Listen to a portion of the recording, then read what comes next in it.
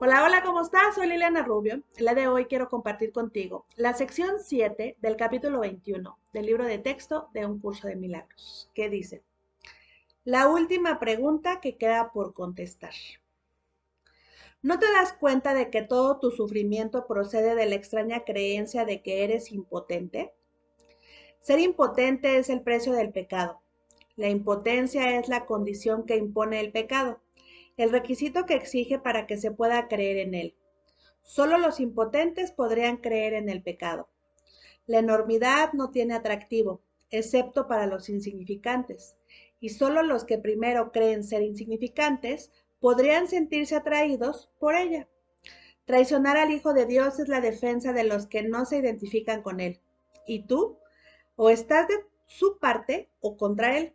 O lo amas o lo atacas. O proteges su unidad o lo consideras fragmentado y destruido como una consecuencia de tu ataque. Nadie cree que el Hijo de Dios sea impotente, y aquellos que se ven a sí mismos como impotentes deben creer que no son el Hijo de Dios. ¿Qué podrían ser entonces sino su enemigo? ¿Y qué podrían hacer sino envidiarle su poder y, como consecuencia de su envidia, volverse temerosos de dicho poder? Estos son los siniestros, los silenciosos y atemorizados, los que se encuentran solos e incomunicados, y los que, temerosos de que el poder del Hijo de Dios los aniquile de un golpe, levantan su impotencia contra él. Se unen al ejército de los impotentes para librar su guerra de venganza, amargura y rencor contra él, a fin de que él se vuelva uno con ellos. Y puesto que no saben que son uno con él, no saben a quién odian. Son en verdad un ejército lamentable, cada uno de ellos tan capaz de atacar a su hermano o volverse contra sí mismo, como de recordar que una vez todos creyeron tener una causa común. Los siniestros dan la impresión de estar frenéticos, de ser vociferantes y fuertes, mas no saben quién es su enemigo, sino solo que lo odian. El odio los ha congregado, pero ellos no se han unido entre sí, pues si lo hubieran hecho no serían capaces de abrigar odio. El ejército de los impotentes se desbanda en presencia de la fortaleza. Los que son fuertes son incapaces de traicionar porque no tienen necesidad de tener sueños de poder ni de exteriorizarlos. ¿De qué manera puede actuar un ejército en sueños? De cualquier manera. Podría vérsele atacando a cualquiera con cualquier cosa. Los sueños son completamente irracionales. En ellos, una flor se puede convertir en una lanza envenenada, un niño en un gigante y un ratón puede rugir como un león. Y con la misma facilidad el amor puede trocarse en odio. Esto no es un ejército, sino una casa de locos. Lo que parece ser un ataque concertado no es más que una pandemonium. El ejército de los impotentes es en verdad débil. No tiene armas ni enemigo. Puede ciertamente invadir al mundo y buscar un enemigo, pero jamás podrá encontrar lo que no existe. Puede ciertamente soñar que encontró un enemigo, pero éste cambia incluso mientras lo está atacando, de modo que corre de inmediato a buscarse otro y nunca consigue cantar victoria. Y a medida que corre se vuelve contra sí mismo, pensando que tuvo un pequeño atisbo del gran enemigo, que siempre elude su ataque asesino convirtiéndose en alguna otra cosa. Cuán traicionero parece ser ese enemigo, que cambia tanto que ni siquiera es posible reconocerlo. El odio, no obstante, tiene que tener un blanco. No se puede tener fe en el pecado sino un enemigo. ¿Quién que crea en el pecado podría atreverse a creer que no tiene enemigos? ¿Podría admitir que nadie lo hizo sentirse impotente? La razón seguramente le diría que dejase de buscar lo que no puede ser hallado. Sin embargo, tiene primero que estar dispuesto a percibir un mundo donde no hay enemigos. No es necesario que entienda cómo sería posible que él pudiese ver un mundo así. Ni siquiera debería tratar de entenderlo, pues si pone su atención en lo que no puede entender, no hará sino agudizar su sensación de impotencia y dejar que el pecado le diga que su enemigo debe ser él mismo. Pero deja que se haga a sí mismo las siguientes preguntas con respecto a las cuales tiene que tomar una decisión para que esto se lleve a cabo por él. ¿Deseo un mundo en el que gobierno yo en lugar de uno que me gobierna a mí? ¿Deseo un mundo en el que soy poderoso en lugar de uno en el que soy impotente? ¿Deseo un mundo en el que no tengo enemigos y no puedo pecar? ¿Y deseo ver aquello que negué porque es la verdad? Tal vez ya hayas contestado las 3 primeras preguntas, pero todavía no has contestado la última, pues esta aún parece temible y distinta de las demás. Mas la razón te aseguraría que todas ellas son la misma. Dijimos que en este año se haría hincapié en la igualdad de las cosas que son iguales. Esta última pregunta, que es en verdad la última acerca de la cual tienes que tomar una decisión, todavía parece encerrar una amenaza para ti que las otras ya no poseen. Y esta diferencia imaginaria de testimonio de tu creencia de que a lo mejor la verdad es el enemigo con el que aún te puedes encontrar. En esto parece residir, pues, la última esperanza de encontrar pecado y de no aceptar el poder. No olvides que la elección entre el pecado y la verdad, o la impotencia y el poder, es la elección entre atacar y curar, pues la curación emana del poder y el ataque de la impotencia. Es imposible que quieras curar a quien atacas, y el que deseas que sane tiene que ser aquel que decidiste que estuviese a salvo del ataque. ¿Y qué otra cosa podría hacer esta decisión sino la elección entre verle a través de los ojos del cuerpo o bien permitirle que te sea revelado a través de la visión? La manera en que esta decisión da lugar a sus efectos no es tu problema, pero tú decides lo que quieres ver. Este es un curso acerca de causas, no de efectos. Considera detenidamente qué respuesta vas a dar a esta última pregunta que todavía no has contestado. Y deja que la razón te diga que debe ser contestada y que su contestación reside en las otras 3. Te resultará evidente entonces que cuando observes los efectos del pecado en cualquiera de sus formas, lo único que necesitarás hacer es simplemente preguntarte a ti mismo lo siguiente: ¿es esto lo que quiero ver? ¿Es esto lo que deseo? Esta es tu única decisión, la base de lo que ocurre. No tiene nada que ver con la manera en que ocurre, pero sí con el por qué. Pues sobre esto tienes control. Y si eliges ver un mundo donde no tienes enemigos y donde no eres impotente, se te proveerán los medios para que lo veas. ¿Por qué es tan importante esta última pregunta? La razón te dirá por qué. Es igual a las otras 3, salvo en lo que respecta al tiempo. Las otras son decisiones que puedes tomar, volverte atrás y luego volverlas a tomar. Pero la verdad es constante e implica un estado en el que las vacilaciones son imposibles. Puedes desear un mundo en el que tú gobiernas y no un mundo que te gobierna a ti, y luego cambiar de parecer. Puedes desear intercambiar tu impotencia por poder y luego perder ese deseo cuando un ligero destello de pecado te atrae. Y puedes desear ver un mundo incapaz de pecar y, sin embargo, permitir que un enemigo te tiente a usar los ojos del cuerpo y a cambiar de parecer. El contenido de todas esas preguntas es el mismo, pues cada una de ellas te pregunta si estás dispuesto a intercambiar el mundo del pecado por lo que el Espíritu Santo ve, puesto que es esto lo que el mundo del pecado niega. Los que ven en el pecado, por lo tanto, están viendo la negación del mundo real. Sin embargo, la última pregunta suma a tu anhelo de querer ver el mundo real el deseo de permanencia, de tal forma que ese deseo se convierte en el único que tengas. Si contestas esta última pregunta con un sí, añades sinceridad a las decisiones que ya has tomado con respecto a los demás, pues solo entonces habrás renunciado a la opción de poder cambiar de parecer nuevamente.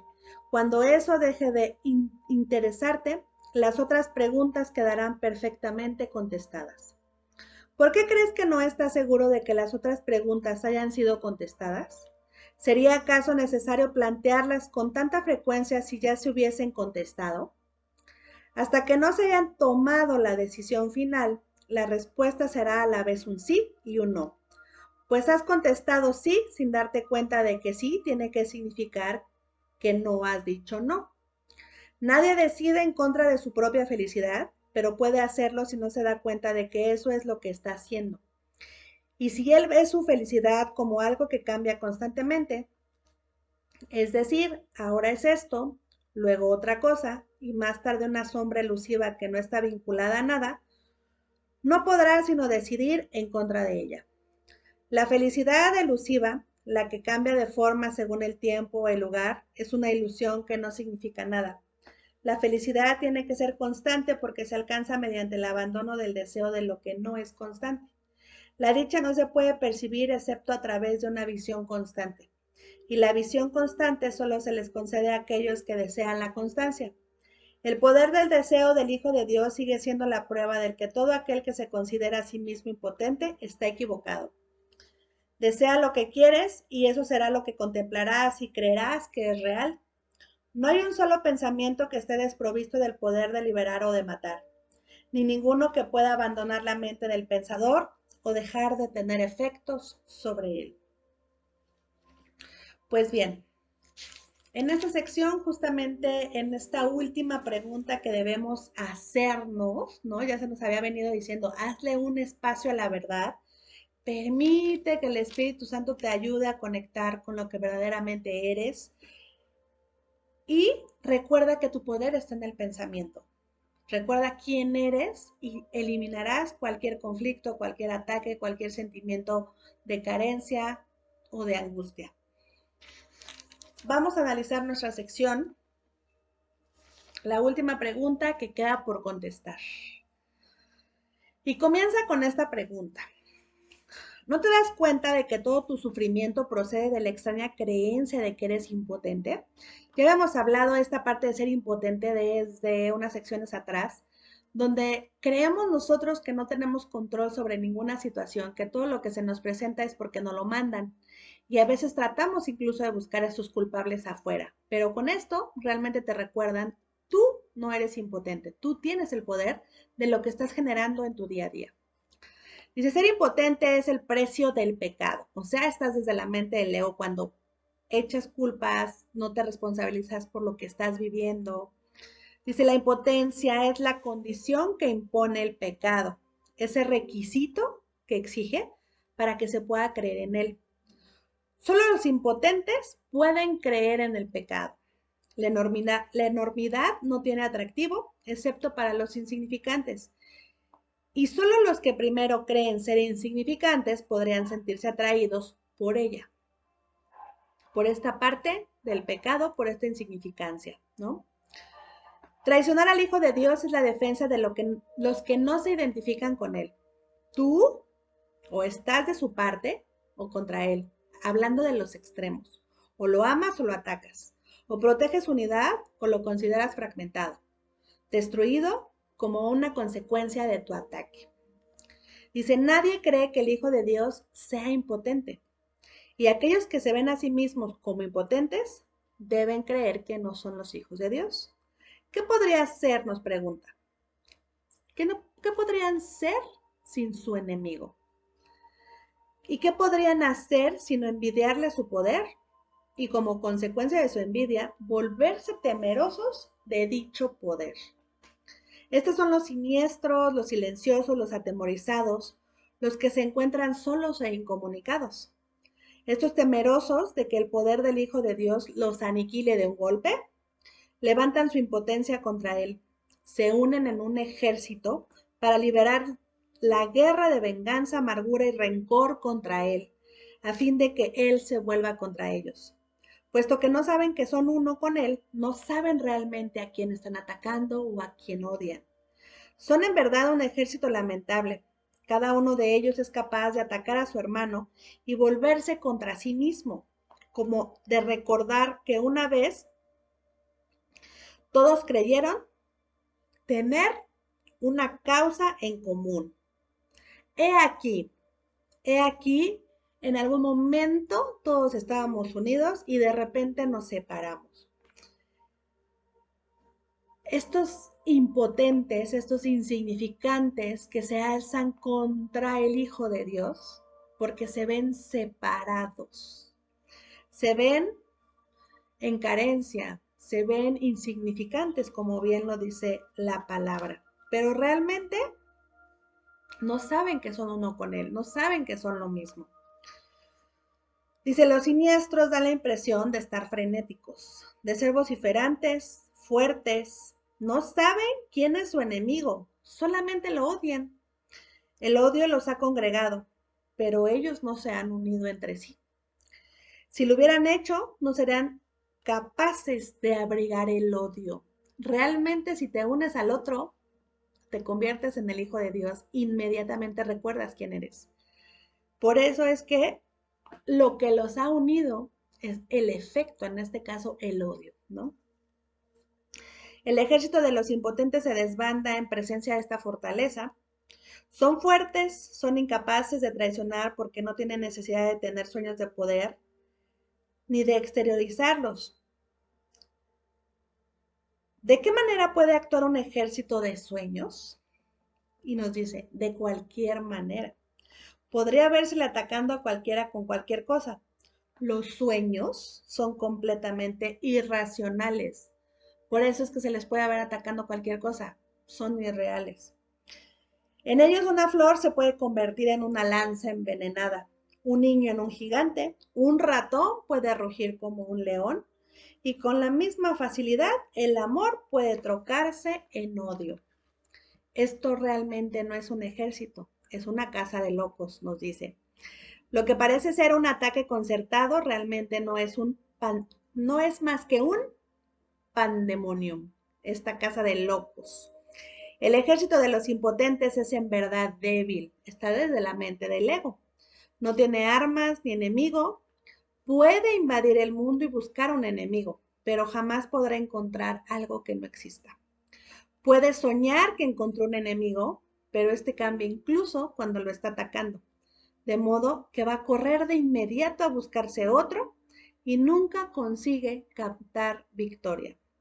A medida que corre, se vuelve contra sí mismo, pensando que tuvo un pequeño atisbo del gran enemigo que siempre elude a su ataque asesino, convirtiéndose en alguna otra cosa. Dice, ¿cuán traicionero parece ser ese enemigo? Que cambia tanto que ni siquiera es posible reconocerlo. El odio tiene que ser un blanco. No se puede tener fe en el pecado sin un enemigo. ¿Quién que crea en el pecado podría atreverse a creer que no tiene enemigos? Todos los que creen en el pecado siempre van a odiar, siempre van a ver al otro como enemigos, con carencias, dolor, sufrimiento, atacándose el uno al otro, discutiendo, echándose las culpas, victimizándose. Dice, ¿podría admitir que nadie lo hizo sentirse impotente? La razón seguramente le diría que dejase de buscar lo que no puede ser hallado. Tiene primero que estar dispuesto a percibir un mundo donde no hay enemigos. No es necesario que entienda cómo sería posible que él pudiese ver un mundo así. Ni siquiera podría tratar de entenderlo. Si pone su atención en lo que no puede entender, no hará sino agudizar su sensación de impotencia y dejar que el pecado le diga que su enemigo debe ser él mismo. Pero deja que se haga a sí misma las siguientes preguntas con respecto a las cuales tiene que tomar una decisión para que esto se lleve a cabo por él. ¿Desea un mundo en el que gobierno yo en lugar de uno que me gobierna a mí? ¿Deseo un mundo en el que soy poderoso en lugar de uno en el que soy impotente? ¿Deseo un mundo en el que no tengo enemigos y no puedo pecar? Véanse dando cuenta cómo son las mismas. Y deseo ver aquello que negué porque es la verdad. Esta última pregunta es donde tenemos que poner atención. Deseo ver aquello que negué porque es la verdad. Tal vez ya hayas contestado las primeras 3 preguntas, pero la última todavía no. Esta aún parece temible, y distinta de las demás, mas la razón te aseguraría que todas son lo mismo. Dijimos que este año se hará hincapié en la igualdad de las cosas que son iguales. Esta última pregunta, que es en verdad la última acerca de la cual tienes que tomar una decisión, todavía parece encerrar una amenaza para ti. Las otras ya no la poseen. Esta diferencia imaginaria da testimonio de tu creencia de que a lo mejor la verdad es el enemigo contra el que aún te puedes encontrar. En esto parece residir la última esperanza de encontrar pecado y de no aceptar el poder. No olvides que la elección entre el pecado y la verdad, o la impotencia y el poder, es la elección entre atacar y curar. La curación emana del poder y el ataque de la impotencia. Es imposible que quieras curar a quien atacas. Y el que deseas que sane tiene que ser aquel que decidiste que estuviese a salvo del ataque. ¿Qué otra cosa podría ser esta decisión sino la elección entre verle a través de los ojos del cuerpo o bien permitir que sea revelado a través de la visión? La manera en que esta decisión da lugar a sus efectos realmente no es tu problema. Tú decides lo que quieres ver. Este es un curso acerca de causas, no de efectos, y ya hemos hablado mucho de esto. Considera detenidamente qué respuesta vas a dar a esta última pregunta que todavía no has contestado. Deja que la razón te diga que debe ser contestada y que su contestación reside en las otras tres. Te resultará evidente entonces que cuando observes los efectos del pecado en cualquiera de sus formas, lo único que necesitas hacer es simplemente preguntarte a ti mismo lo siguiente. ¿Es esto lo que quiero ver? ¿Es esto lo que deseo? Esta es tu única decisión. Es la base de todo lo que te ocurre. No tiene nada que ver con la manera en que ocurre, pero sí con el por qué. Pues sobre esto sí tienes control, y si eliges ver un mundo donde no tienes enemigos y donde no eres impotente, se te proveerán los medios para que los veas. Entonces, recuerda que ya no lo había dicho, todo lo que pidas se te dará, todo lo que deseas se te dará. ¿Por qué es tan importante esta última pregunta? La razón te dirá por qué. Es igual a las otras tres, salvo en lo que respecta al tiempo. Las otras son decisiones que puedes tomar, volverte atrás y luego volverlas a tomar. La verdad es constante, es única. Implica un estado en el que las vacilaciones son imposibles. Puedes desear un mundo en el que tú gobiernas y no uno que te gobierna a ti, y luego cambiar de parecer. Puedes desear intercambiar tu impotencia por poder y luego perder ese deseo cuando un ligero destello de pecado te atraiga. Y puedes desear ver un mundo incapaz de pecar y permitir que un enemigo te tiente a usar los ojos del cuerpo y a cambiar de parecer. En realidad, el contenido de todas estas preguntas es el mismo. Cada una de ellas te pregunta si realmente estás dispuesto a intercambiar el mundo del pecado por el del Espíritu Santo, el que Él ve, puesto que es lo que el mundo del pecado niega, el mundo del Espíritu Santo. Los que ven el pecado están viendo la negación del mundo real.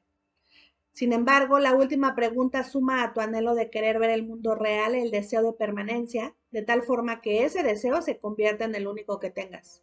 Si contestas esta última pregunta con un sí, añade sinceridad a las decisiones que ya has tomado con respecto a las demás, pues solo entonces habrás renunciado a la opción de poder cambiar de parecer nuevamente. Cuando eso deje de interesarte, las otras preguntas quedarán perfectamente contestadas. ¿Por qué crees que no estás seguro de que las otras preguntas hayan sido contestadas? Te pregunta. ¿Sería acaso necesario plantearlas con tanta frecuencia si ya se hubiesen contestado? Hasta que no se haya tomado la decisión final, la respuesta será a la vez un sí y un no. Pues has contestado sí sin darte cuenta de que sí tiene que significar que no has dicho no. Nadie decide en contra de su propia felicidad, pero puede hacerlo si no se da cuenta de que eso es lo que está haciendo. Y si él ve su felicidad como algo que cambia constantemente, es decir, ahora es esto, luego otra cosa, y más tarde una sombra elusiva que no está vinculada a nada, no podrá sino decidir en contra de ella, que es justamente este intercambio. Hoy sí, mañana no, al rato sí. Y entonces, recuerda que la verdad es constante, es una, ¿sale? Y la verdad siempre está justificada.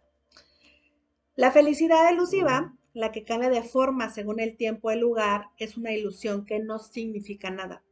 La felicidad tiene que ser constante porque se alcanza mediante el abandono del deseo de lo que no es constante. La dicha no se puede percibir excepto a través de una visión constante. Y la visión constante solo se les concede a aquellos que desean la constancia.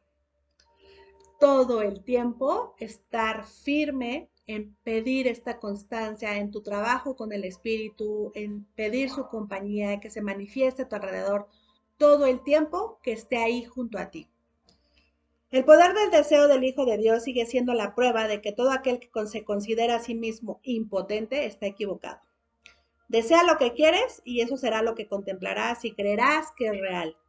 No hay un solo pensamiento que esté desprovisto del poder de liberar o de matar, ni ninguno que pueda abandonar la mente del pensador o dejar de tener efectos sobre él. Fíjate bien, no hay un solo pensamiento que esté desprovisto de poder, del poder de liberar o de matar. ¿Sale? Tú todo el tiempo estás creando o fabricando a través de tu mente, creando desde el espíritu, fabricando desde el ego. Todo el tiempo lo estás haciendo y tienes que hacerte consciente de que tu mayor poder, tu mayor fuerza es tu pensamiento. Y dice, ninguno puede abandonar la mente del pensador o dejar de tener efecto sobre él. Tú eliges qué es lo que quieres ver y a partir de lo que ves a tu alrededor es donde tienes que actuar en tu interior. Si hay algo que no te está gustando afuera, repítete, ¿es esto lo que quiero ver? ¿Realmente es esto lo que deseo? Y si no es lo que tú quieres, lo que deseas, cámbialo, modifícalo, trabaja con el Espíritu Santo. Por eso realmente esta cuarta pregunta es, ¿deseo ver aquello que negué porque es la verdad? La verdad es única. Recuerda que es inmutable, quiere lo mejor para ti, quiere tu felicidad, es constante. Siempre está a tu servicio, siempre está para ti, es amorosa. Te va a llenar de paz, de abundancia, de salud, de todo aquello que necesitas si tú se lo permites. Pero eso lo tienes que desear tú. No se te puede, está ahí, no se te puede obligar a que lo quieras, porque eso lo tienes que decidir tú. Si ya estás listo, si ya estás lista, entonces ya es momento de abrir los brazos, trabajar con el Espíritu Santo, entregarle tu pequeña dosis de buena voluntad y que te permita realmente conectar con lo que eres como hijo o hija de Dios, con este mundo, este cielo divino y por supuesto deshacerte de todas esas creencias limitantes, entrégaselas, liberándote de ellas y por supuesto pidiéndole que dirija tu mente recta para que trabajes junto con él, ¿vale? Espero haya quedado claro. Te mando un súper abrazo y nos vemos pronto. Gracias, gracias, gracias.